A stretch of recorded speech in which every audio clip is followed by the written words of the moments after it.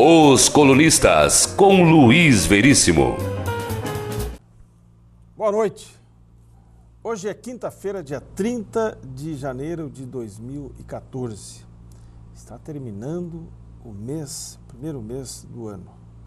E o calor persiste. E ele vai até o começo de fevereiro. E o que é pior, nenhuma chuva, nenhum período de chuva está previsto para amenizar esse calor.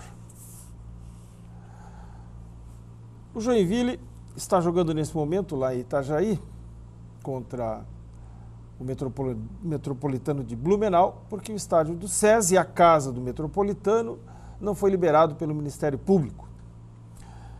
E o Joinville precisa de uma vitória, será muito importante. Em conseguindo, ele irá para assumir a liderança do campeonato ao lado do Criciúma com 3 pontos. As outras equipes chegaram, com 4 pontos. As outras equipes chegaram a 3 pontos. A decepção vem sendo a Chapecoense, que perdeu para o Juventus, aqui em Jaraguá do Sul, e empatou com o Marcílio Dias em casa. Não enfrentou nenhum grande ainda. Por falar em JEC, que completou essa semana 38 anos de fundação, um capítulo interessante na sua fundação. Em 1976, nós estávamos no auge da ditadura militar. E havia um ditado na época, aonde a arena ia mal, uma equipe no Nacional. Almirante Heleno Nunes era o presidente da CBF. E ele prometeu que o Joinville estaria no Nacional em 77. E o candidato a prefeito da Arena, partido que apoiava a ditadura militar, que servia de respaldo legal à ditadura militar, nós tínhamos um regime sui generis. Era um governo militar, uma ditadura militar, mas tínhamos o Senado e o Congresso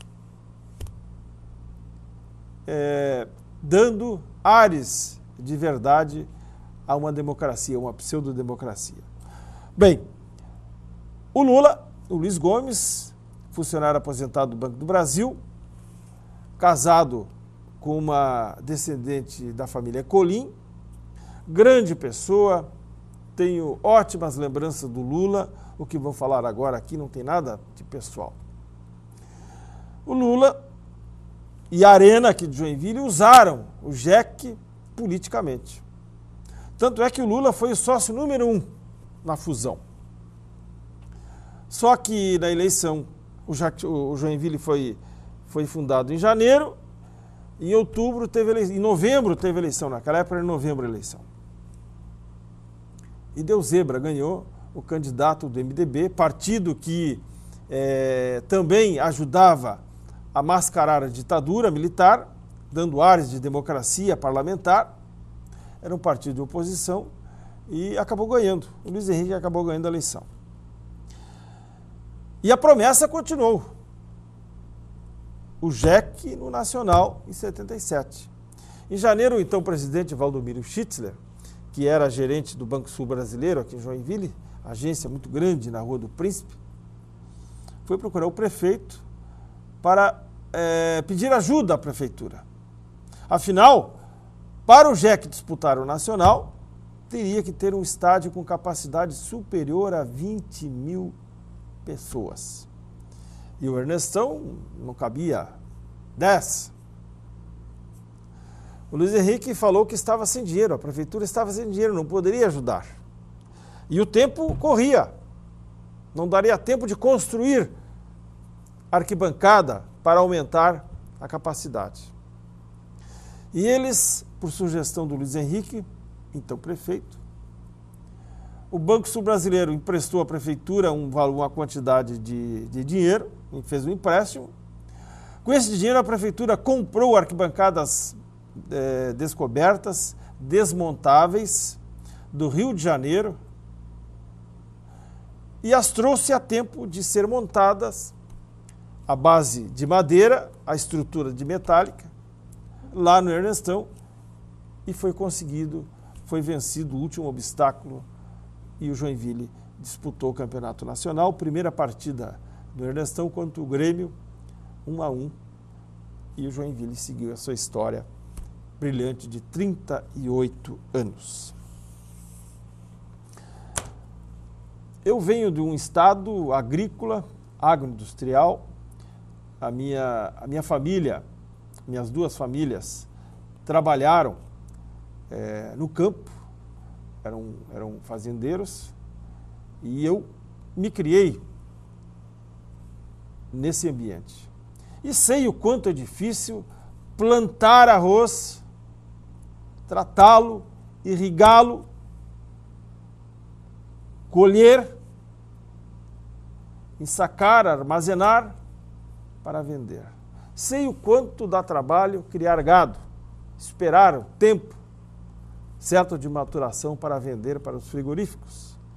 Tem que dar alimento, tem que dar vacina, tem que ter uma série de precauções. Não conheço a avicultura, mas também não deve ser fácil. Criar frangos, ter o cuidado que merece. Agora, tenho certeza de que a pesca daria muito mais lucro, porque não precisa criar, não precisa vacina, não precisa ter outro tipo de cuidados que se tem com as aves, com os animais, com o gado e também com a agricultura. O peixe é na hora, é pescar e industrializá-lo. E o Brasil tem uma costa que vai desde o Porto de Rio Grande até lá em cima em Roraima.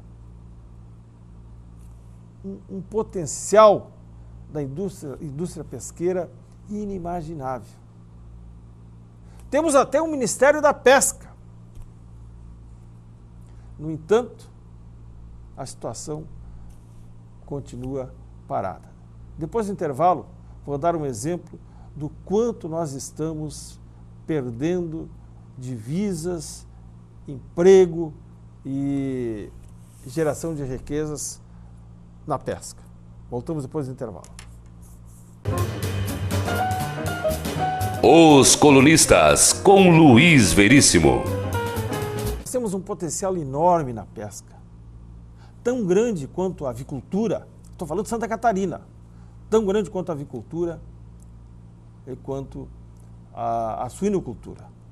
Esqueci do porco. O porco também dá muito trabalho, tem um custo de manutenção muito grande. E o peixe não. O peixe é só o pescador de barco passar algumas horas, lançar a rede e entregar o produto, sem precisar tratá-lo, alimentá-lo. É uma fase que passa que reduz custos. Dois exemplos. Eu costumo comprar no mercado público, na peixaria Classe A, do lado do Ronaldo, um tipo de peixe linguado que vem do Chile. O Ronaldo importa do Chile. Esse produto é industrializado na costa chilena. De manhã, à noite ele é embarcado num avião, ele é congelado, um avião frigorífico, que tem câmara frigorífica. Desembarca em Mendoza, na Argentina, em Buenos Aires, Montevidéu, Porto Alegre e Navegantes. Ele é industrializado de manhã e no outro dia à noite chega aqui no mercado municipal, ou no outro, 2 dias depois no mercado municipal. Veja o potencial disso. Nos supermercados existe um peixe chamado panga, semelhante ao nosso bagre. O panga é um peixe de cultivo do Vietnã. Isso mesmo, do Vietnã. Pouco menor do que o Paraná.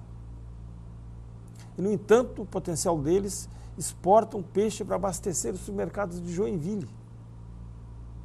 E o Brasil importa. São dois exemplos do quanto nós estamos perdendo dinheiro, divisas, com a pesca, essa atividade que nunca foi valorizada aqui no Brasil.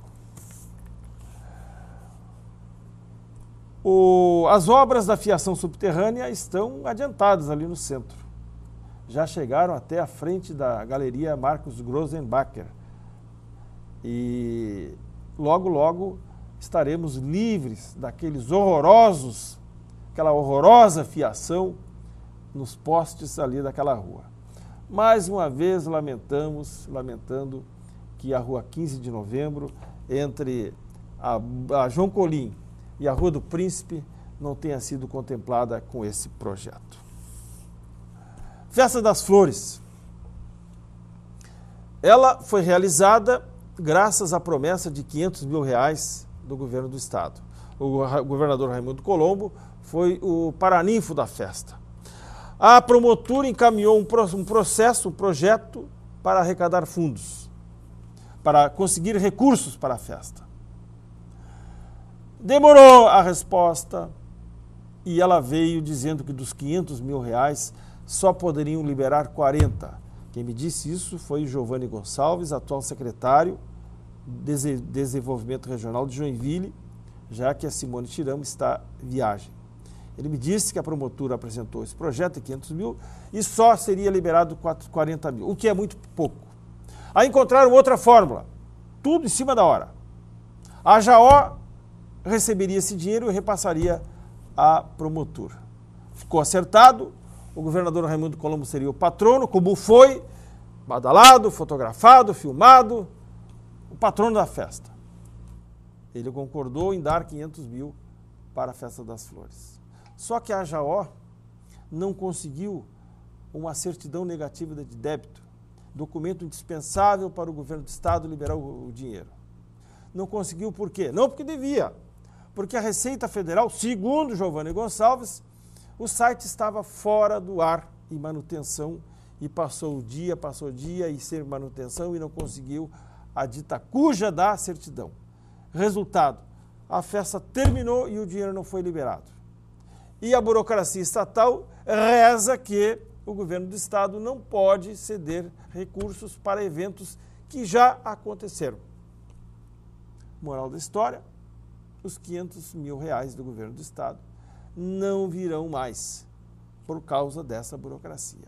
E a promotora já fez contas com passagens, com alimentação e com outros custos, contando com o ovo da galinha. E agora? R$500 mil. Quem vai pagar a festa? Tenham todos uma boa noite. Nós voltamos amanhã, sexta-feira, aqui na TV da cidade, a partir das 19h45. Até lá. Os Colunistas, com Luiz Veríssimo.